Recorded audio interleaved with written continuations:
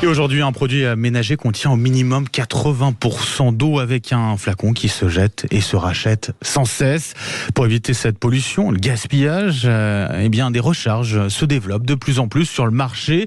Exemple avec la start-up Spring, start-up française qui propose différents produits d'entretien qu'il est possible de recharger. Pour en parler, j'accueille sa cofondatrice Laure Favre. Bonjour.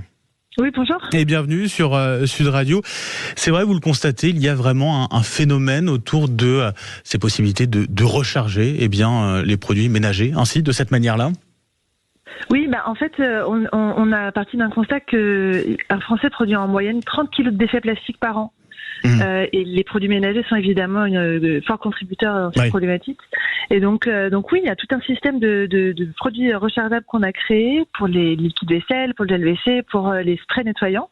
Et comme vous l'avez dit, c'est parce que c'est des produits qui sont composés à 80 voire 90% à partir d'eau et donc de plastique jetable. Et donc ça a un impact concret justement sur l'environnement, le fait de passer à ces possibilités rechargeables.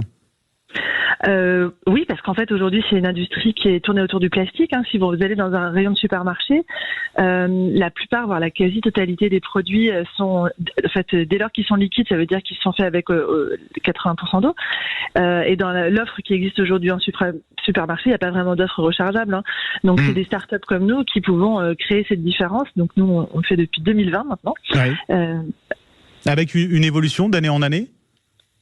Oui, alors en fait, on a commencé en s'attaquant au marché qui est le plus gros, qui est celui des lessives, puisque c'est un marché qui fait à peu près la moitié du poids du marché total des produits d'entretien et ménagers.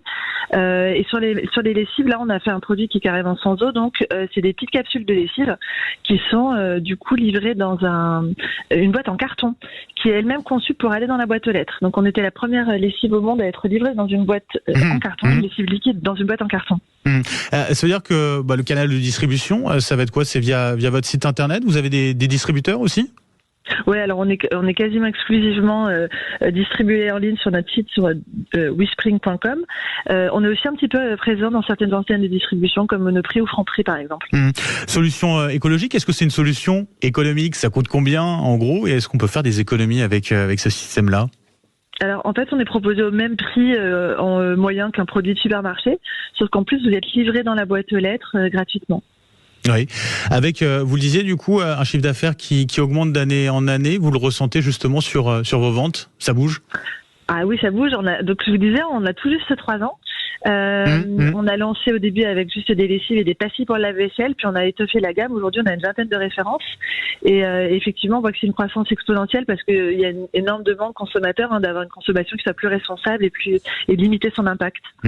Laure Favre, un grand merci d'avoir été avec nous ce matin sur Sud Radio. Je rappelle, vous êtes cofondatrice donc de cette start-up française Spring. Merci à vous, bonne journée. Merci.